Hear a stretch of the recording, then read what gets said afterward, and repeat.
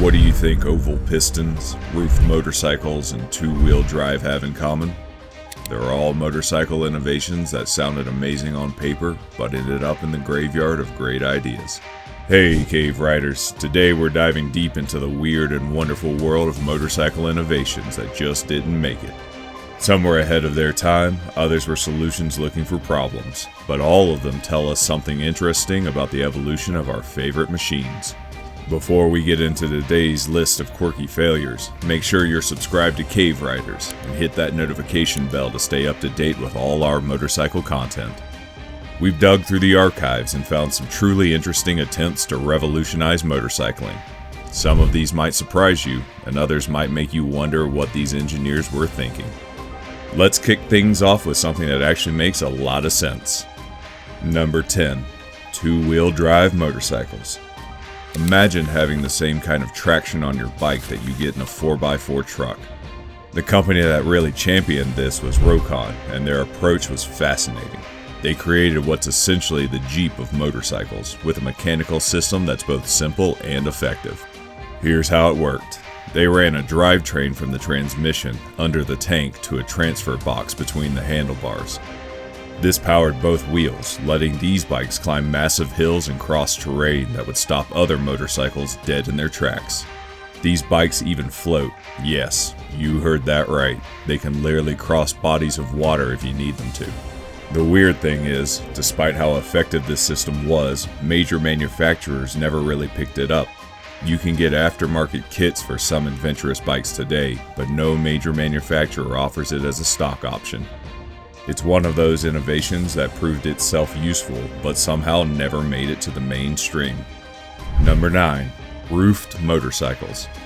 Next up, we have what might be the most car-like approach to motorcycle design ever attempted: roofed motorcycles. The most famous example is probably the BMW C1, which looked like someone cut a car in half and said, "Yeah, that'll work as a motorcycle." BMW wasn't alone in this thinking. Honda tried it with their gyro canopy, and various other manufacturers have experimented with the concept. The idea made sense on paper: to protect riders from the elements, add some safety features, maybe even include seatbelts. But here's where they miss the point. People who want that level of protection and comfort usually just buy a car. The market response was pretty clear. Motorcyclists want to feel the wind, not hide from it. As one of our sources perfectly put it, motorcycles are inherently meant to be convertibles. Can't argue with that logic. Number 8. Oval pistons. Now, let's talk about one of the most fascinating engineering experiments in motorcycle history: Honda's oval pistons. In 1979, Honda's engineers looked at a regular, round piston and thought, what if we made it oval? This wasn't just for fun, they wanted to fit more valves per cylinder. The result of that was the legendary NR750, which had 32 valves, 8 per cylinder. It was basically a V8 engine designed as a V4. Technically brilliant? Absolutely. Practical? Not so much. The oval pistons didn't actually perform better than the regular ones, and they came with a host of reliability issues. Today, the NR750 is one of the most collectible sport bikes ever made. Not because it worked great, but because it represents one of those beautiful engineering experiments that make motorcycle history so interesting. Number 7. Automatic transmissions. Here's something that might surprise young riders. There was a time when manufacturers thought that automatic transmissions would be the future of motorcycling. Honda led the charge in the 1970s with their Honda-matic system, which was designed to make motorcycling more accessible to new riders. The interesting thing is, while automatic transmissions completely took over the car world, they never caught on with motorcycles. Sure, we have Honda's DCT today, and electric bikes don't need traditional transmissions, but the pure automotive-style automatic transmission remains rare in the motorcycle world. It turns out that motorcycle riders actually enjoy the engagement of manual shifting. It's part of what makes riding special. Number 6. Hub center steering. Let's get a little bit technical for a moment and talk about hub center steering. This is one of those innovations that makes perfect sense when you look at engineering. Traditional telescopic forks handle both steering and suspension, which means they're always compromising between the two jobs. Hub center steering separates these functions, which should theoretically give you better performance. Honda tried it with the GTS 1000 in the mid-90s, and some boutique manufacturers like Omoda have experimented with it. But despite its theoretical advantages, the added weight, cost, and complexity meant it never caught on. Sometimes, the imperfect solution we know works better than the perfect solution we don't. Number 5. Turbochargers. The 1980s were wild times in the motorcycle world, and nothing represents this better than the turbo craze. Every Japanese manufacturer jumped on the bandwagon. Honda had the CX500 Turbo, Suzuki had their XN85, Yamaha the XJ650 Turbo, and Kawasaki the GP-Z750 Turbo. But here's the thing. While turbochargers made perfect sense for cars, especially smaller engines, motorcycles really never needed them.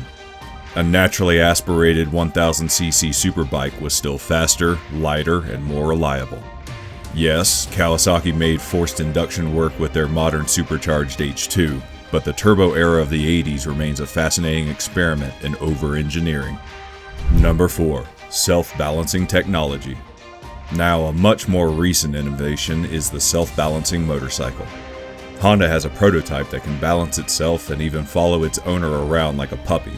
While car manufacturers are racing toward full autonomy, motorcycle manufacturers seem more hesitant, and for good reason.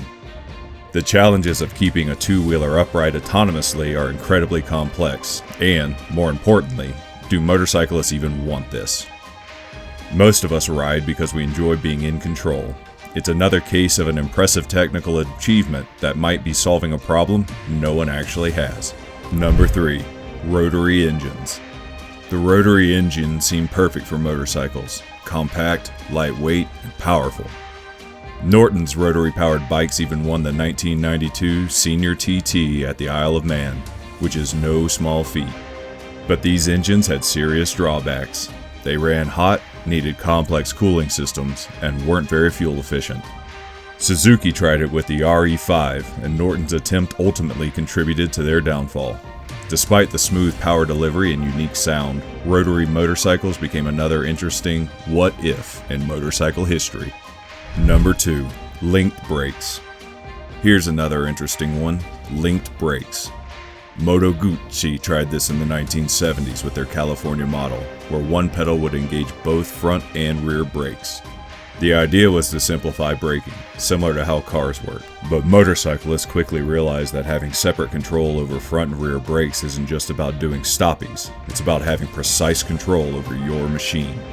Today, we have ABS and other electronic brake management systems, but the idea of completely linked brakes is actually illegal in the United States. Sometimes, more control is better than less. Number 1. Underseat exhausts.